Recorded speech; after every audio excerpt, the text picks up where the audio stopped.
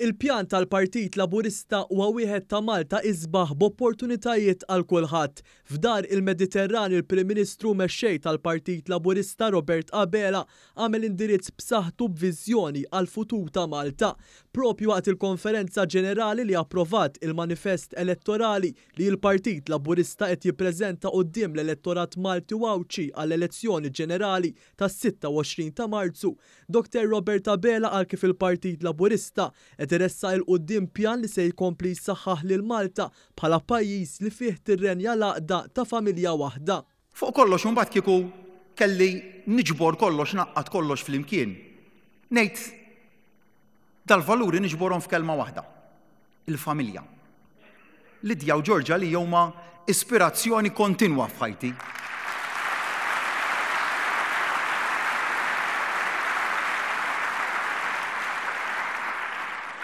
U llum fdat b'responsabbilta ta' familja akbar. U dak huwa illi qed impoġġu qudiemkom illum pjan ta' kif se nibqgħu ntejbu lil dan il-pajjiż. Pajjiż li jgħix bħala familja waħda. Il-Prim Ministru qal kif minn dan il-pjan li qed jiġi ppreżentat se jitfassal pajjiż isbaħ, pajjiż ta' opportunitajiet indaqs u fuq kollox pajjiż li joffri kwalità ta' ħajja aħjar. Quddiem bosta persuni fosthom membri tal-Eżekuttiv, l-Amministrazzjoni u d-delegati tal-Partit Laburista, Dr. Robert Abela wassal messaġġ ta' moviment li id fit u katina waħda fassal pjan biex jibni il-Malta ta' għada. Dan huwa l-moviment li ma jaqafx jiġġedded.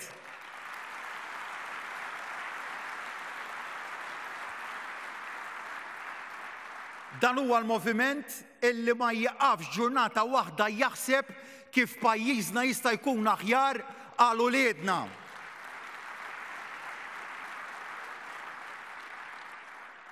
U jekk joġobkom tisilfuni l-fiduċja tagħkom, bl-ewwel mandat tiegħi se nara li dan il-pjan jitwettaq u jitwettaq kollu.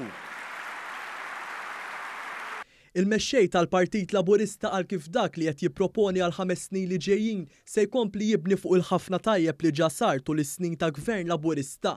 Ma naqas li hawnhekk isemmi wkoll kif kien Gvern Laburista li ġab riżultati ferm pożittivi għall-ekonomija Maltija, ħaġa li waslet sabiex titjieb il-kwalità tal-ħajja ta' bosta fosthom il-pensjonanti, iż-żgħażagħ, il-familji u anke n-negozju u l-ħaddiema.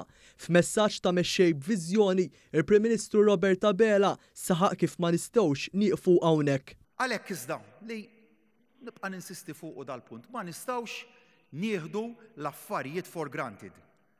Għalina qatt huwa biżżejjed illi nilħqu l-aspettattiva tan-nies. Irridu naċċeduha kull darba. Tal-kunċett imbagħad jestendi għal suġġett li għalija għal pajjiż huwa importanti ħafna. L-ambjent. U li nwasslu pajjiżna li jilħaq il-climate neutrality. Ħanuru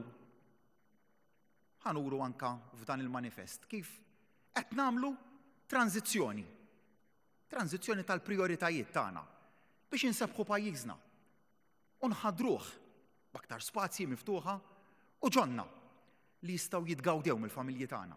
Dr. Abela semma wkoll bosta proposti li ġew imħabbra mill-manifest elettorali tal-Partit Laburista, proposti li fi kliemu se jkomplu jaraw li l-Maltin u l-Awċin jgħixu f'pajjiż isbaħ u aħjar. Il-Prim Ministru qal kif il-Partit Laburista għandu l-pjan ta' x'pajjiż irridu nħallu għal uliedna. U għalhekk nitkellem dwar pajjiż illi qiegħed jinvesti u se jibqa' jinvesti fuq uliedna. Dan il-pajjiż huwa wieħed ta' opportunitajiet. Għax irrid illi uliedna l-istilel ta' tim Malta ikollhom opportunitajiet indaqs. Anzi, iva kull tifel u tifla f'Malta trid titlaq mill-istess punt ta' tluq sabiex ikunu huma li jieħdu l-pajjiż fil-livell li jmiss. Robert Abela rimarka wkoll kif kien Gvern u Partit Laburista li verament emmen f'pajjiż ugwali bid-drittijiet indaqs għal kulħadd. Fit-tmiem ta' diskors b'saħħtu, il-Prim Ministru wassal il-messaġġ ta' Malta flimkien il-futur sabiħ. Għandi fiduċja li jekk se tagħżel Malta isbaħ, se tagħżel din il-viżjoni fiduċja li jekk se tagħżel Malta ta' opportunitajiet se tagħżel dan il-manifest. Għandi fiduċja wkoll li jekk trid kwalità tal-ħajja aħjar se tagħżel dan il-ħsieb.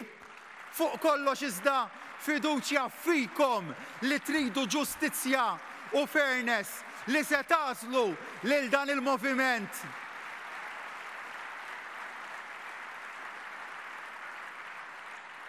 Għalhekk tibqgħux id-dar, tażlu x'tażlu, toqgħodux lura, oħorġu u vvutaw għax għandi fiduċja fl-għażla tagħkom.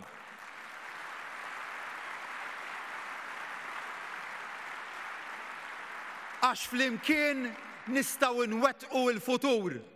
Malta flimkien għaliex il-futur sabiħ.